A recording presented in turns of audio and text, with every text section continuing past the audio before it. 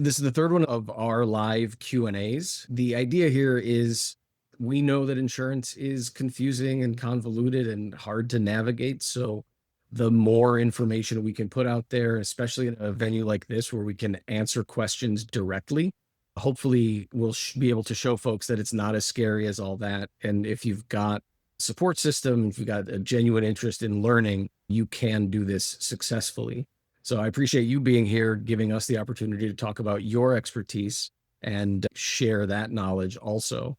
I've had my time as an optician and running practices and figuring out the math behind vision plans. And, I know you've been doing RCM for over 20 years. If you could just tell a little bit about your story. How did you get involved in billing and specifically optometric billing? Thank you, Steve. It's a pleasure to be here. Honored to be here with you. You've developed quite a name in the industry. And if I can get a little glory from associating myself with you, Steve.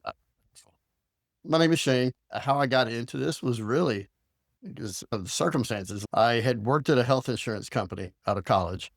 And I did that for 5 or 6 years. And I've got crosswise with my employer and just quit. I went, and when I went home, I told my wife, taking the next job I find, whatever it is.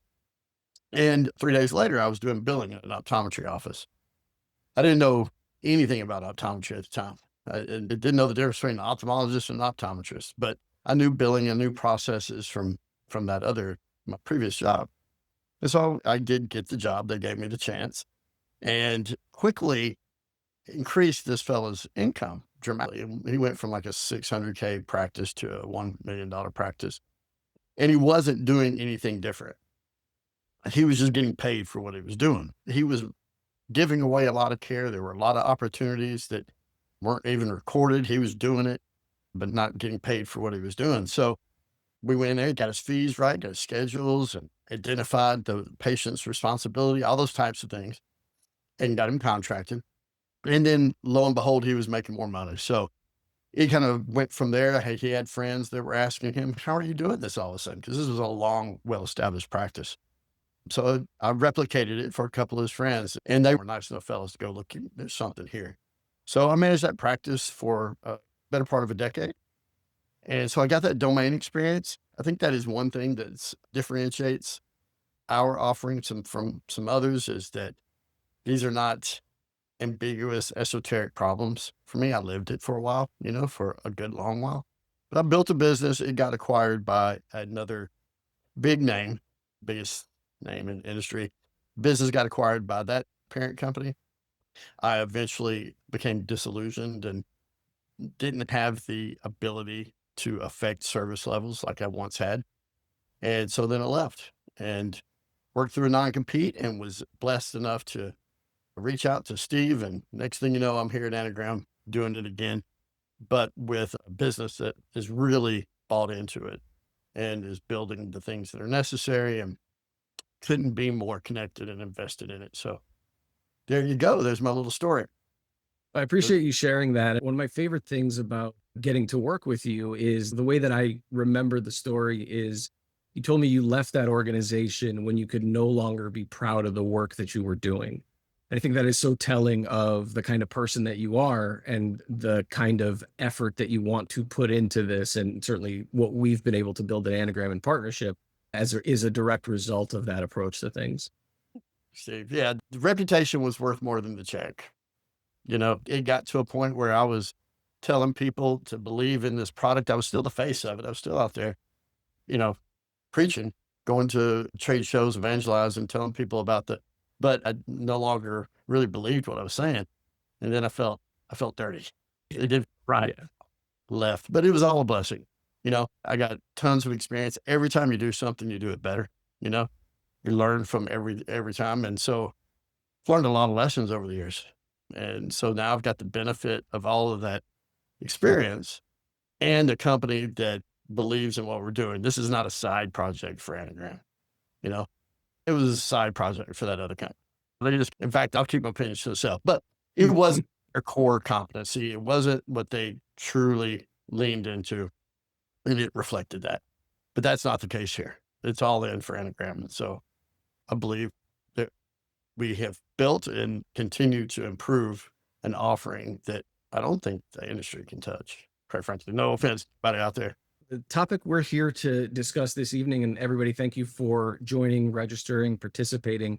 It is a general medical and vision billing Q&A. I have some questions here that we've sourced from our customers and other folks who raise them. As you guys in the audience think of questions, feel free to drop them into the Q&A section, into the chat, and we'll answer them as they come up. To kick us off, what is the difference between credentialing and enrollments? The credentialing, for the purposes of our conversation, people conflate those two terms often.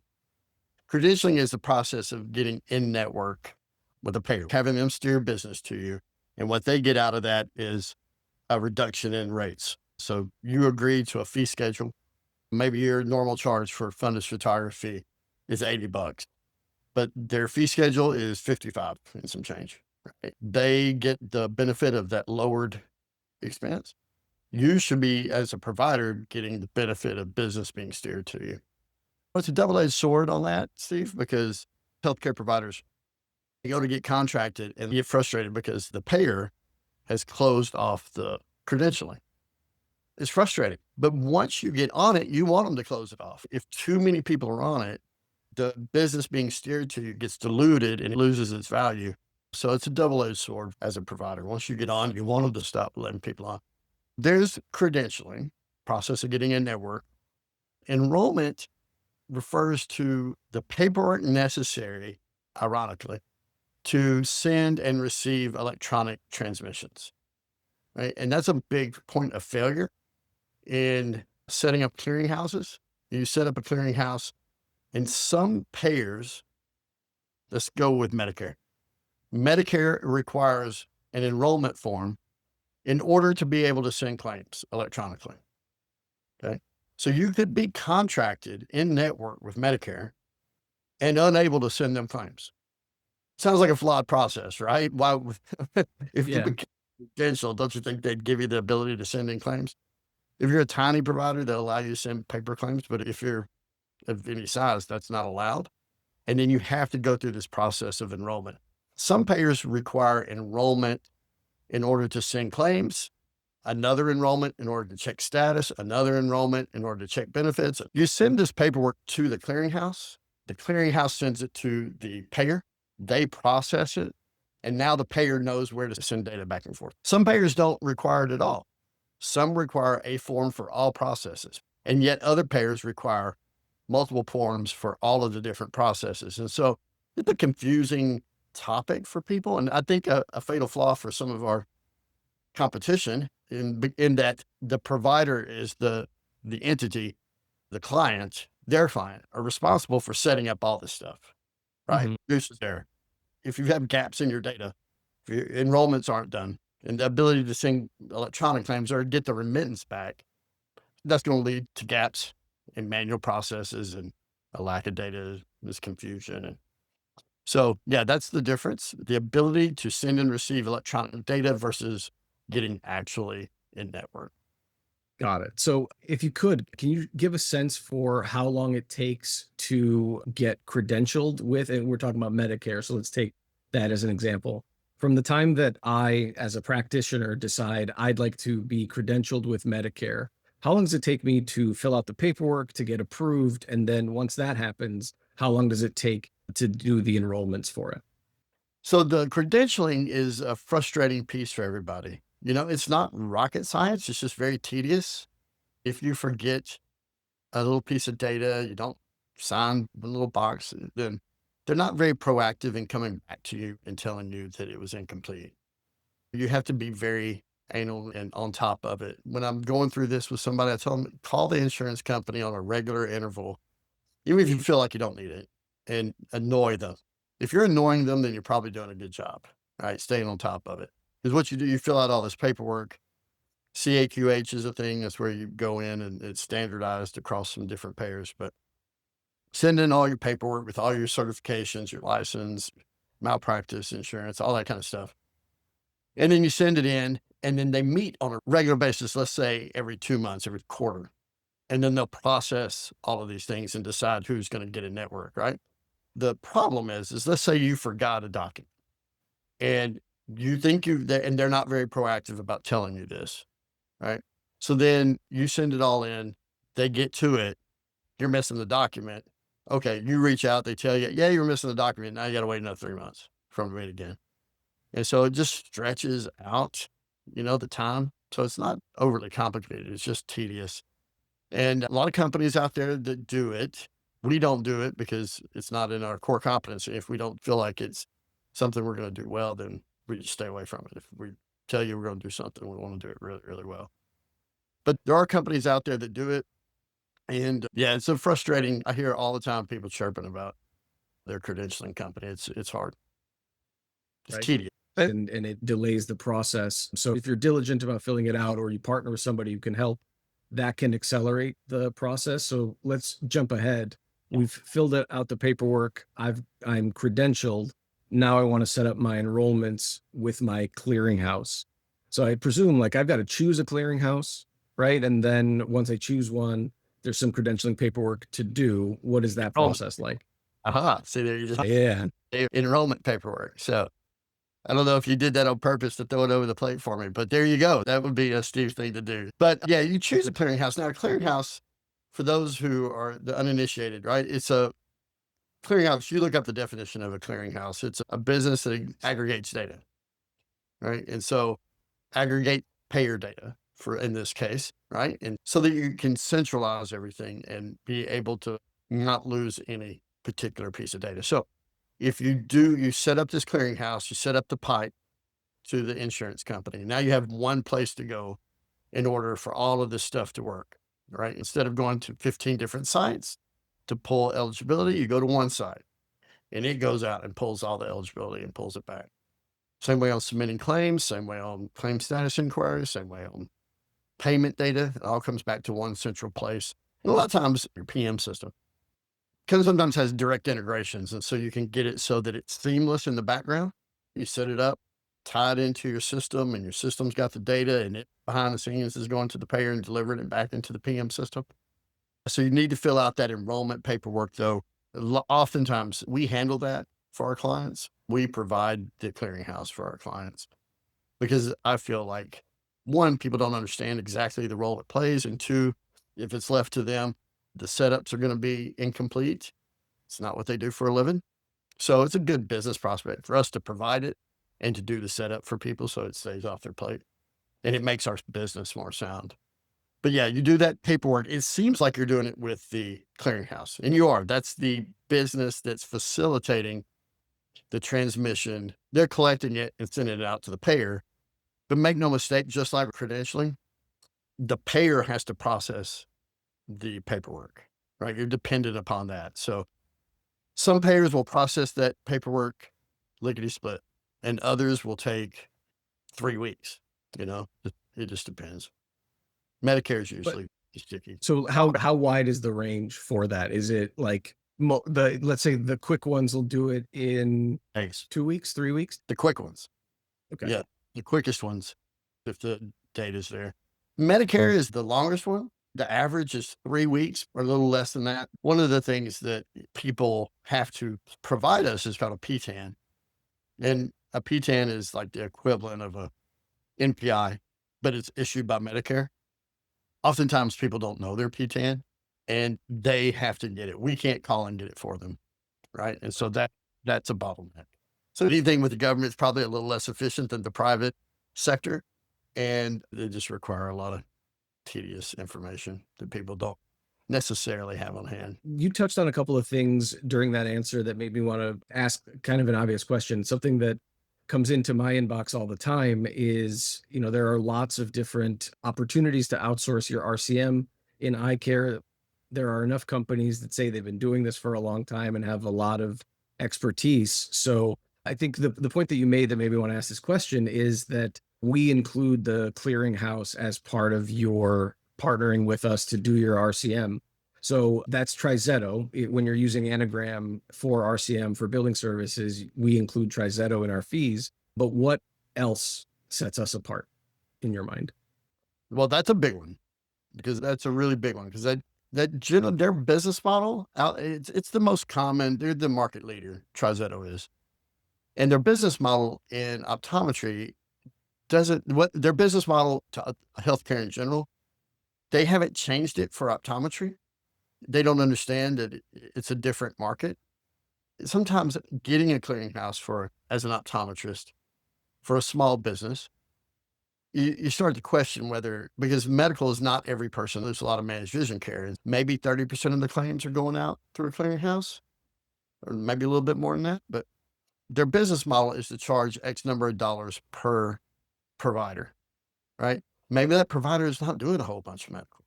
And so their fee, it becomes this thing where optometrists question the value of it.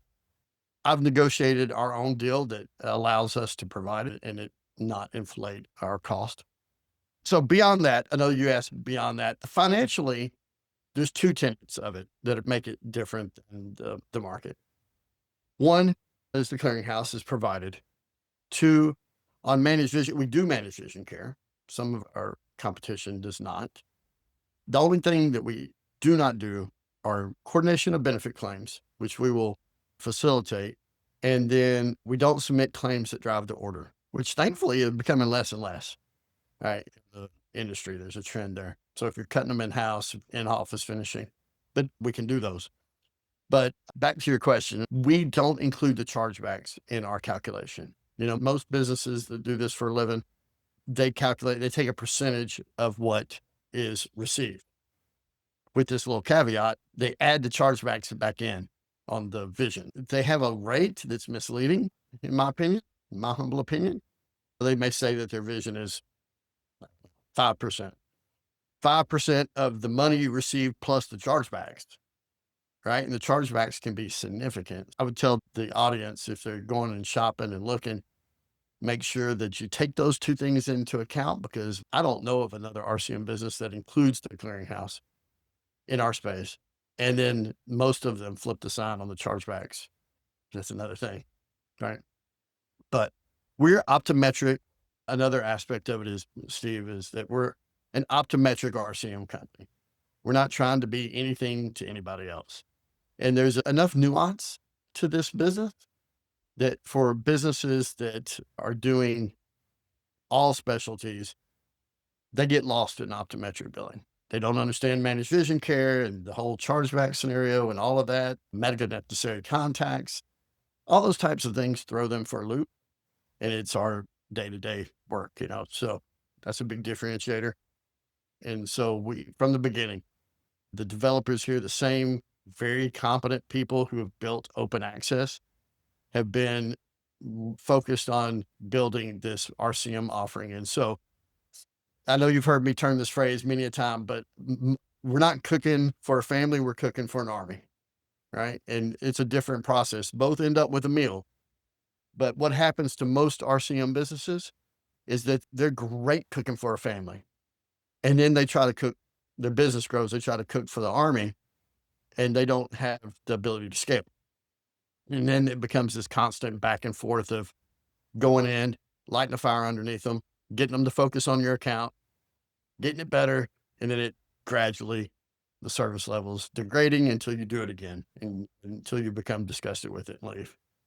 So from the beginning, we've been building processes that allow us to provide boutique level service, but at a mass scale. What about the software? What sets the software? Because I know that was a big part of what we've been putting together to clarify communication and so forth. How does that?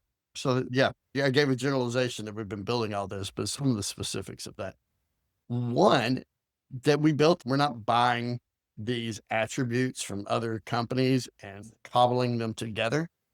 These are homegrown, right? And they allow us to tweak them and make them better. And as things change, go and accommodate things. So that's an underlying foundational principle of all of this that gives us a competitive advantage. But kind of starting from the beginning, we have a scrubber. One, we're PM agnostic, right? So it doesn't matter what practice management systems people use, with some exceptions. That system has to have enough ability for us to be able to manipulate it. So there's a few systems that are excluded, but we work with the majority in the space. And so we'll take the data from your PM system and then go push it through a scrubber that was built. And our scrubber is amazing, and it becomes more amazing as the month go by. They keep working on it. But Let one of me the let me interrupt you for a second. What is a scrubber? So it takes the data. Thank you. A little, sometimes I get a little too nerdy and make these assumptions. So these PM systems, they'll generate files, 837 files. That's a standardized file format that has loops and segments and all the data that's in a claim, right? And so a lot of RCM companies, they visually scrub. They'll go and look for the presence of data, but they're not necessarily looking for the validity of that data, right? And so their individuals are just making sure that all the boxes are filled out. We built an engine to ingest all of that information, that file, and not only check for the presence of data, but the validity of it in ways that I know really don't exist outside of our space. So, yeah, for example, the LCDs, NCDs, yeah, for the people out there that do this, those are Medicare's rules on what diagnosis codes drive what procedures. And with TriZetto, you can pay up and have those rules applied to commercial payers. So there's a problem with that. These aren't the rules for commercial payers. These are the rules for CMS, for Medicare. So it's something, but it's not the ideal solution. So talking to the guys and the engineering and founder of the business, tell them about this. Well, let's go build a scrubber that will take the individual rules from every payer, the medical policies, take that in, apply those. And when we drop the claim into the scrubber, it goes and finds that payer ID, finds that medical policy, and looks for the diagnosis code to see if it drives it. So that, now, of course, the event's already happened by then, right? But that shortens the cycle. That gets everything paid a little quicker because we're identifying that this is a problem even before it goes out. The latest thing that they've done is Wait, keep that in your head. What the latest thing that they've done is. I don't want to lose sight of the scrubber and what the benefit of applying those rules through software for a practice. So there's a possibility of claims getting rejected and claims getting denied. And I think, speaking of the distinction between those two things and how the scrubber applies, would be really helpful for the audience. a rejection is a claim that is not accepted for processing, right? And so the easiest, most common thing would be, let's say you transposed a date of birth or the name was slightly off. They give a nickname and piece of data is invalid, right? Not that this diagnosis doesn't drive this procedure, but this diagnosis is invalid. Maybe it wasn't to the fifth number, maybe whatever it is, it's an invalid piece of data, right? So either the clearinghouse, the individual who's got, depending on their expertise, the scrubber, the clearinghouse, the payer, they all can look for these things and go, nope, this is not ready to be processed because there's something wrong here, right? We built this scrubber to do what all these other things do to the nth degree so that we can identify it earlier in the process rather than going all the way here and going, nope, right? It exaggerates the pay cycle. So that's a rejection, a claim that's not accepted for processing. It's an important distinction against denials, which are claims that are accepted for processing, but don't warrant payment, right? So let's say on a denial, the diagnosis code was for a retinal issue and the procedure was a corneal topography, right? That diagnosis doesn't drive that procedure. It's accepted for processing, but it denies. Okay. The clock starts over on that claim. It was accepted. The rejection was never accepted, right? And so the timely filing denials, if somebody's getting CO29s, if you're looking at your remits and you see a bunch of 29s, that means it was a denial for timely filing. Doesn't mean necessarily, you may go, well, I submitted that. Yeah, but was it rejected? If it rejected, it was never actually accepted. The clock they couldn't identify the patient, for example. So then claim was never accepted. You didn't get back to it until past the timely filing. You corrected the thing, maybe sent it in, and now it's denied for timely filing. So that's an important distinction from rejections to denials, so that you make sure you eliminate your timely Well, filing. and it sounds like in general, billing has a bunch of stuff like that, from enrollments and credentialing to rejections and denials, words that could sound interchangeable, but mean very, very different things. Yeah. I'd like to say that all this stuff, if you break it down to these conversations, I dare say that everybody in the audience has understood everything that we've talked about, right? You take one of these things, it's not that complicated, right? It's like throwing a ball up, and you can throw one ball up and catch it. Put 100 of them there, and you're going to drop 99 of them. All of these things by themselves are not that complicated, but you put them all together and it becomes something. And it's kind of dry. So for people who don't like it, they may not be pulled to understand it.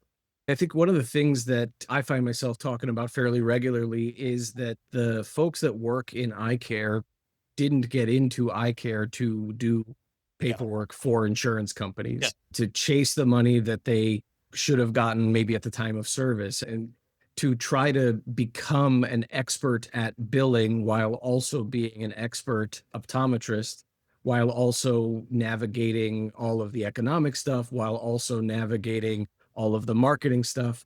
Sure. It seems so challenging to do all of this successfully as one person or as a couple of people. Yeah. And a lot of the common knowledge in the industry has said, be independent, do everything on your own. And to some extent, cool, right? Be independent and do some stuff on your own. But when you're talking about words that are maybe not deliberately confusing, but definitely confusing, Yeah. and processes that don't align with any kind of intuition that you can have. Like the Medicare rules might apply to some private payers, but not all of them. It depends. NCDs and LCDs and CCIs sound like stereo equipment. So, like, how do you figure that business out? There's a lot to wrestle with. So, I appreciate you helping to provide the clarity here. So, in light of that, you're going to say the thing they built after the claim scrubber, which just to kind of summarize, the claim scrubber is a piece of software that makes it more difficult to submit a claim with either incomplete or incorrect information, and in so doing, preventing rejections and denials of your claims, making your cash flow better and making you a more profitable business. That's right. You're Okay. you're not removing the error. You're Right. identifying it earlier to shorten the cycle, right? That is something that our business is building the ability to deal with. Let's say that the provider recorded 4 diagnosis codes, but didn't link them properly. There's nothing fundamentally wrong with the claim. It's going to go through and be recognized as a denial. Scrubber is going to see that that diagnosis code doesn't drive that procedure and then suggest to our team, hey, the third one does. And then we can shorten that all up without it going all the way to the payer.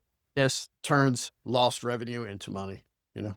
Context makes all the difference. It's cool to talk about, like, look at this thing that it does, but with a real example of how this might manifest, I think it makes it easier to understand. So you're saying we're building another thing. What's the next Yeah. thing up? I'm gonna go out on a limb and just talk about it. I don't know. I might get my hand slapped here, but it's Everybody in the audience here live, this may be edited in the recording, so you're getting a preview. that's right.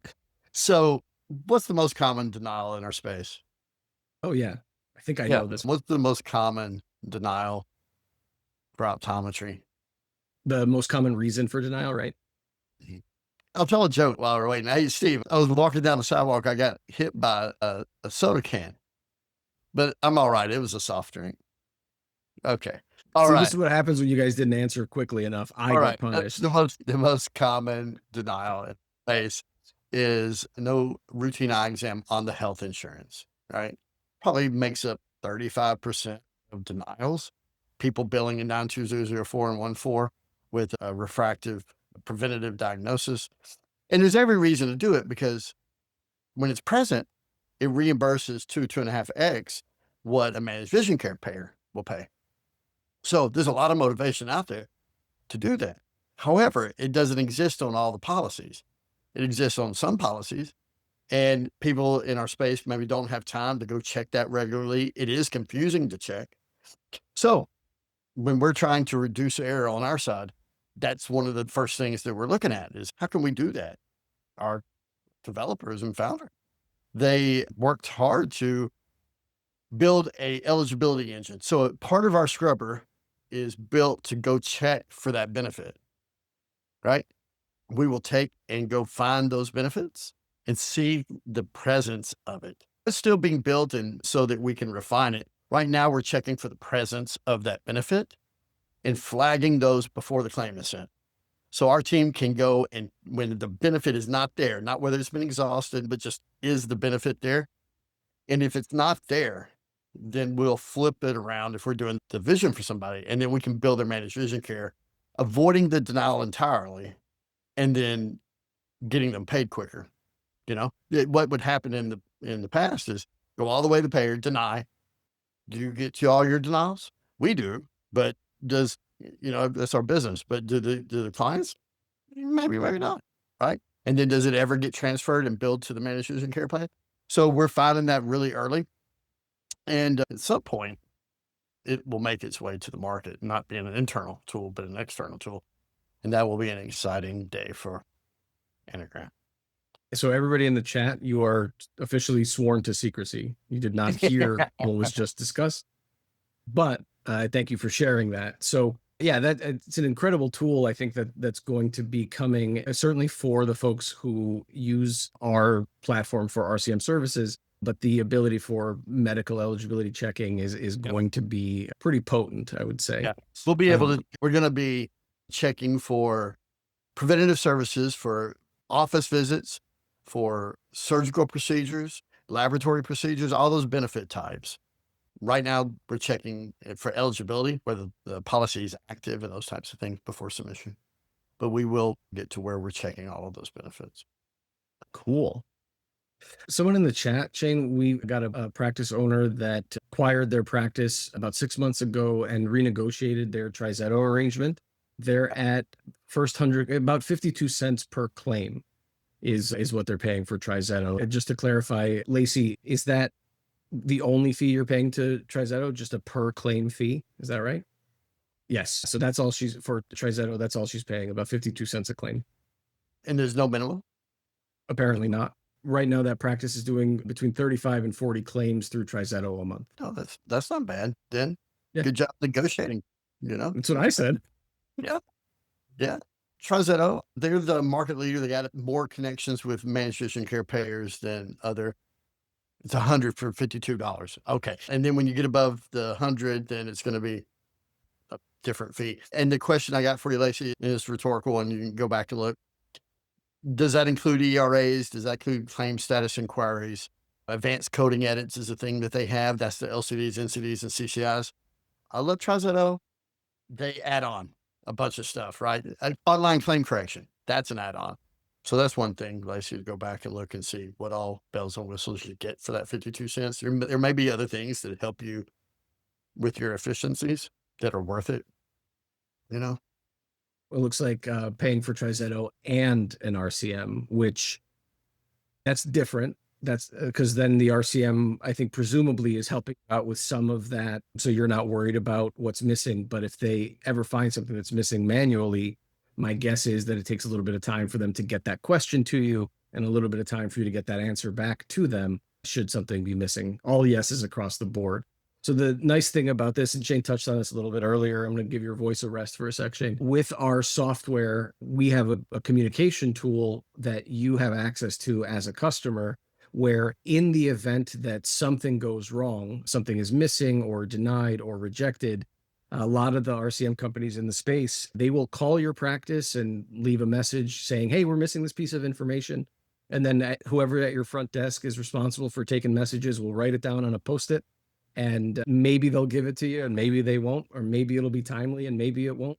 That stuff is pretty difficult to tell. And maybe that message gets lost in the shuffle of your practice being busy, or, hey, it's Thursday and I'm out on Friday and it doesn't happen until Monday, and delaying your ability to fix that right away. With our software, we built a communication tool where our team can notify you, hey, this thing is missing a piece of information, and it stays open as an inquiry until it's resolved. So those things do not fall through the cracks. Yeah. If I may expound on that, emails, they send it's a flawed process, and a bunch of emails, spreadsheets that you're having to try to manage and go back and are the emails answered? Who's answering them? Did they send them?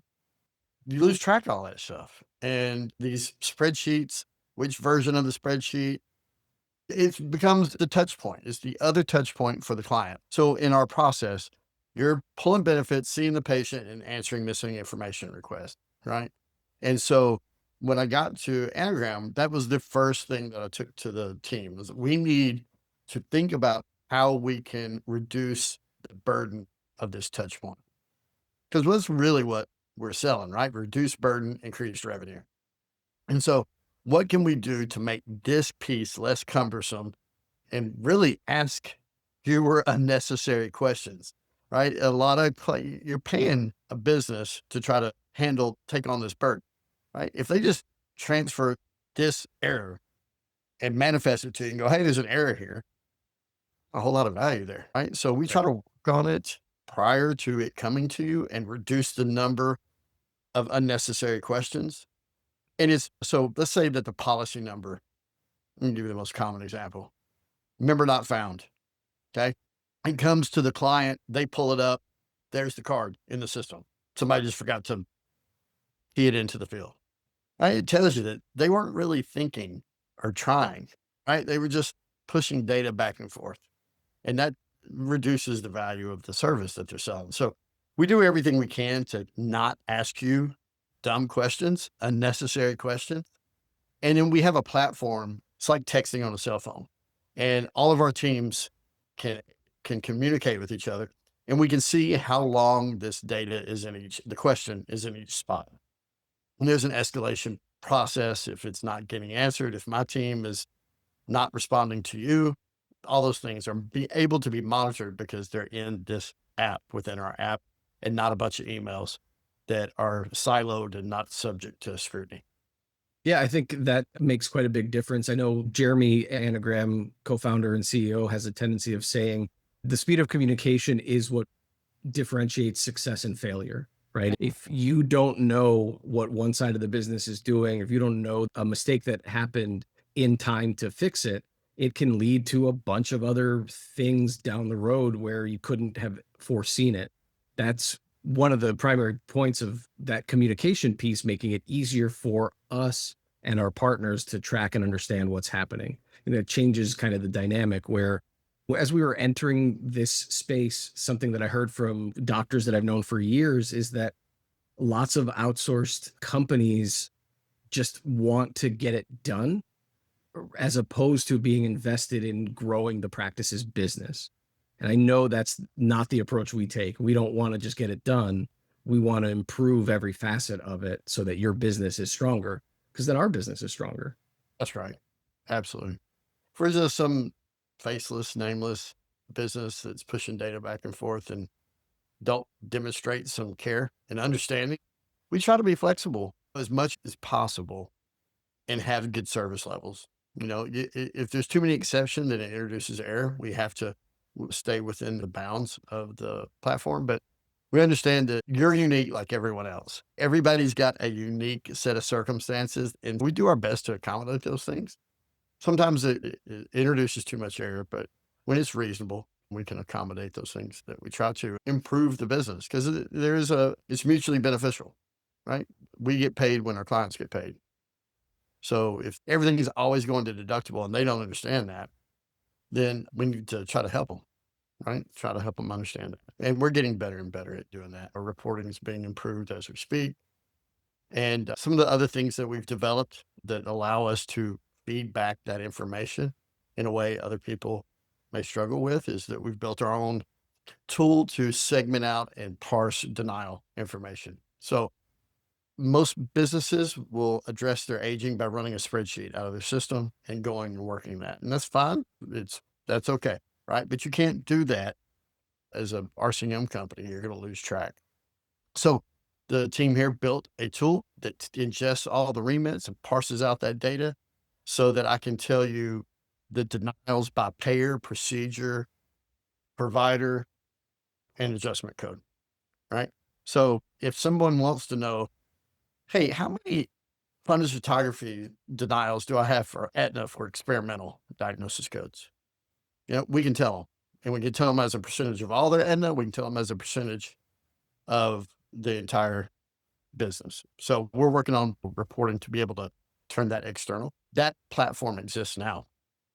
And so that allows us to control the data and have really good service levels. Fantastic. Lacey says she's been in eye care for 28 years and lots of experience, but medical and vision is tricky. So here learning about Anagram and providing beneficial info. So thank you for that, Shane. Her note actually prompts another question. Talk to me a little bit about coordination of benefits. Coordination of benefits, one of those terms that kind of means different things to different people. Coordinating benefits between two policies, right? Coordination of benefits. That could be a primary and a secondary, which is well within our ability, right? As long as it's in the system, we can bill a primary. Let's say the wife has a policy and the husband's a secondary, then the spouse is a secondary. And so we can transfer the data, process the spouse's policy. That's coordination of benefits in some people's eyes. So billing secondary and tertiary, that's a thing. And we can do that. In our space, more often people refer to coordination of benefits as sending a claim to the health insurance, taking that result, and then sending it to the managed vision care plan. And the pros of doing that, let me go through the pros. The pros are it's going to reduce the copay to the vision copay. So let's say the vision copay is $10, the medical copay is $20. When that processes, you're going to be made whole and you're only going to have to collect the $10, not the 20. The vision company is going to cover the difference. So it reduces the copay, the patient's responsibility to the vision, the lower copay. And then the refraction. So if the health insurance doesn't have a refraction, maybe they covered the health related portion of the eye exam, but not the refraction. And then the vision plan does provide a coordination of benefit, then you can send that claim over and you'll get the difference between the medical and vision copay and the refraction, right? So there's the get, which is good, especially for a practice that leans into medical, right? Because the higher medical copay may be a barrier that the patient doesn't want to embrace, right? And so having all this reduces that, eliminates that barrier. That's the positive side of COB. The negative side of it, not all these plans have it. And when that payment comes in, you're not really sure. You have to be really on top of your game before all of this is done to know not to collect the medical copay, right? So you'd have to have all these benefits lined out. And then when the health insurance comes in, have some way of discerning this one does need to be transferred to the health insurance and this was the vision plan and billed as a COB. This one needs to be transferred to the patient and billed. So that is a very cumbersome and confusing process. Really, I don't believe that our business, with all of the variables there, would shine doing it. We would be mediocre at trying to manage all this because it takes the practice identifying before all this even happens that this situation exists. So be honest with people. I don't think we'd be average at it. And so we don't want to be average. So better to tell people that. What we do provide is when the health insurance processes and the 92004 or 14 pays, but the refraction does not. We'll make a list of those instances and follow the practice's direction. If they want us to transfer it to the vision every single time, then we'll do that, give them the list, and then they can go investigate and see which ones they want to bill. They want us to transfer it to the patient, give them the list, and that's what we'll do. But so we'll make a list of all the times where this scenario could take place, and then they can decide what they want to do from there. So even in a circumstance where we don't necessarily want to do the coordination, we'll provide the practice with enough information where they can do it. That's right. Great. I'm going to throw you a little bit of a curveball, but before I do, we are about 8 minutes away from the top of the hour. Anybody in the chat who hasn't had a chance to ask a question yet and would like to, now is the time. Okay. Shane, you ready for that curveball? Yeah, I get it. Let's go. Fantastic. In practice, circumstances arise, and I've read it on forums often enough where a doctor wants to bill a patient to the medical because there's a medical diagnosis and a medical procedure associated with that, but the patient has expected a vision claim submission. how do you effectively, as a practitioner, how do you effectively communicate, hey, patient, this is a important thing for us to do, and you need this medical treatment, and your medical insurance might pay for this medical treatment. How do you communicate that in a way where the patient understands, your staff can do it? How do you have that conversation? Yeah, there the power of the white coat, right? So this becomes a thing with the practice on how much of this burden is the doctor willing to own, right? And so the doctor says, I need to run this test because the findings are XYZ.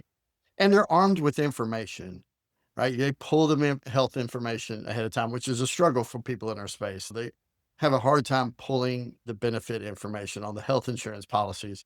So one thing that you can do to make a business better and just organically have a business grow, pull that health insurance information prior to the patient being seen, identify what the patient's responsibilities are, and have that laid out so that everybody can have that at their disposal. In the absence of information, people are reticent. How much is this going to cost? If you have that information and it's delivered by the person in the white coat, most of the time people are open to it and it's been disclosed to them. They're not going to get mad about it. They may decide against it, but they're not going to be upset. But now you go and render it in the absence of information with no communication. The doctor goes, we go run this test. They walk them out and they're expecting a $10 managed vision care copay, and now they have a $40. Yeah, it might introduce a little anger because they weren't kept in the loop. So information being shared is key, and who's sharing it. The doctor can't do everything, but the stuff that they can do certainly helps the practice. The acceptance rate on fundus photography. When I was managing a practice, we did a little test, right? The front desk introduces the idea, the doctor introduces the idea. When the doctor introduces the idea, the penetration of that acceptance of that test is like 90% because the doctor is asking and it's something that they need. When the front desk does it, they're selling something. I think that's a really important component of understanding how to do this. Yeah. So if you can pull that information ahead of time, and Steve, it smooths out the entire process. If someone has pressures of 18 and 22, right? I'm not a doctor. I've just hung out with a bunch of them. So it's 18 and 22, right? There's a difference of 4. One's above a 20. They could go run another test, right? If they feel it's medically necessary. There's something there to hang their hat on. If they have the information and go, look, I'd like to go run this other test. It's not a guarantee, but my folks who are pretty good say it's probably going to cost you another $15. You're good with that? We can go run this test. Most people are going to be just fine with that.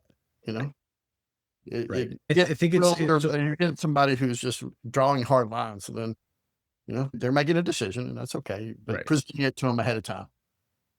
Yeah. This aligns very well with a lot of the conversations I've had on best practices, the podcast we've been running with Envision Magazine, where so much of the success or failure of any given thing has to do with communication. Internal communication, like with your organization, so that they know how to have the conversation and your policies and your procedures around that. But communication to the individual who is actually in charge of making that call and having them do it in an informed and logical way. And to your point, right? You could do the best you can and communicate and say, yeah, like our billers say it's going to be about $15 for this, and they can draw a hard line and say no, and that Now they can made a happen, decision. but they're not mad. They just said no. They're not going to pay that extra thing.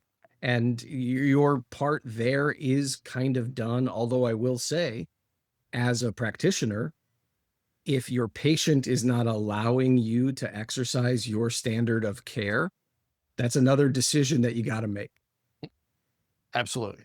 And I know other providers, sometimes this conversation, I'm glad you brought it up. It's one of those that Right. I don't want to have, right? Because doctors will say, well, I'm a doctor. Do you go to the doctor and they just go run the x-ray, right? And people get mad, right? They just, so if you can accept that and be like that, and people get upset about their unexpected bills. And I think that they're afforded that luxury oftentimes because one, maybe they're in a specialty that is not as competitive as optometry. And two, there's a retail side to optometry, right? And it's a good thing. Other doctors wish they had something to sell.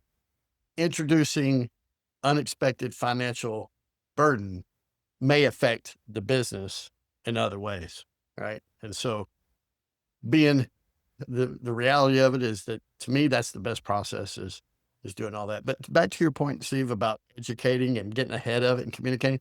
For the opticians out there, think of the difference. The glasses are late. Think of the difference when you call the patient and tell them that they're late, or they call you, right? If they call you, it's a whole nother conversation, right? And so telling people what the cost of something is or what you had expected roughly allows them to make informed decisions. And then the level of care and everything else, the front desk is not scrambling to pull things afterwards.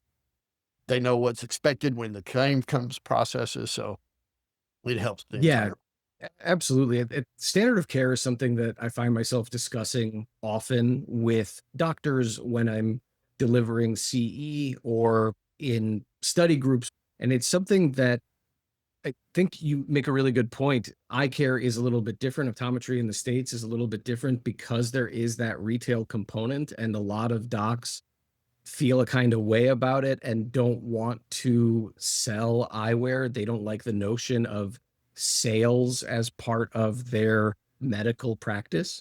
And if you don't investigate that, it makes sense. But if you actually think about what glasses really are, yes, there are a retail component and yes, there's fashion associated with it, but eyewear is eye care. They're not separate things. It's not a different thing. And then to put it in context, if you've got a patient who has a great eye exam and has a tremendous experience with your techs and your front desk, and you're a great doctor and you give them a good prescription, but then they get out to your dispensary, your optical, and they get a pair of glasses that they don't like, think about how they'll feel about the rest of that experience. Do they really care that your front desk was nice and that their tech was good and the exam was great? No. They care about is they got a pair of glasses they hate, and that's all they're going to remember. If you put all of these things in this same, taking that line of logic and applying it to my aspect to the business, right? They could have a great experience. They get a big bill afterwards that they didn't expect. Then it tarnishes the experience. Having all of this information in a nice little package conveys to the patient that this business has got its act together. And are you always right about it? Not always, right? It's an estimation, but doing your best there reduces that error. Shane, I want to thank you for your time and your insights here, for answering my questions. Audience, thank you guys for being here, for asking your questions and participating. If they want to get in touch with you, Shane, what's the best way for them to do that? Yeah, my email address is shane@anagram.care, and I would love to talk to some people. Yeah, love to talk about whatever your particular situation is. If you have a question, happy to troubleshoot it with you and see if we can help you either as a business or just if you want to bounce something off of me. Happy to have And this. I'll share the same. If you have questions for me, steve@anagram.care, happy to help out or direct you to where you might be able to get some help. The recording for this will be available in a couple of days. There may be a chunk missing in the middle. We'll see. Thank you, everybody, for being here. Really appreciate it. Have a great rest of your night. Thank y'all. Thank you for coming. Bye, everybody.